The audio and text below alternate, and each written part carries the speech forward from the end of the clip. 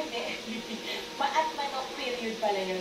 Tutok ako sa bagong oras ng mga program ninyo ngayon. Oy, thank you, Ann Penny. Thank you, Ann Emerald. Maraming salamat sa pinakbit at saka manok. Yan ang ulam.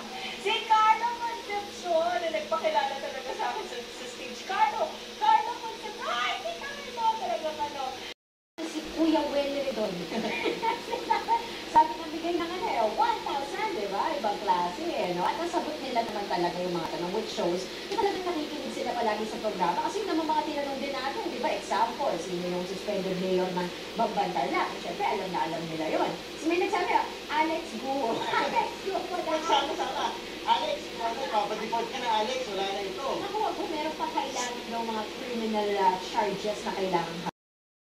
Sinigang sa sampalo na at lamanong sa kangkong at babon. Sinigang na babon sa sampalong na may lamanong at kangkong. Sarap! Tita Nora, please strong in helping me. Oh, thank you for that. Sarap dito sinigang mo, Tita Nora. Meron kang patis na sausawan. Tapos, Galina from Claribel, Bulacan. Alam niyo, nakita ko si Tita Lina sa market.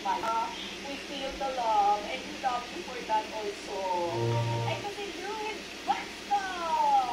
Ay, ang sarap naman ang ulam. Sinampaw. Ay, si Tita Luis, ay, ang mga lawyer, ang ulam niya, ay, masyado paanghang na tao, diba? Tapos maraming sabaw. Thank you, Tita Luis. Oh, fine. At Emerald at Benny is in the house. Eto, inisang penchay. Oy, sarap na penchay na yan. Lalagyan mo rin ng tokwa, lalo na kung tokwa na fresh, hindi maasin eh. Tapos nilalagyan mo rin ba ng oyster sauce, Ann Emerald? Tapos meron siya, wow, air fried pork chop. Nilagyan daw niya ng garlic powder at black pepper. Siyempre may asin, ano? O, cooking tayo na. Uy, thank you, Ann Emerald. Ang sarap! Isang penchay na may air fried pork chop. Hindi ko ba nakatry ang air fryer na yan? Talaga bang maganda ang pagluluto? Ay, saka ako, parang magbagong buhay ako. Eh, kasi parang ako pag-fried, fried talaga. Yung golden brown, yung yung butter, di ba? O, di ba, meron pa nga, lalagyan mo ng fat, ang tawag doon.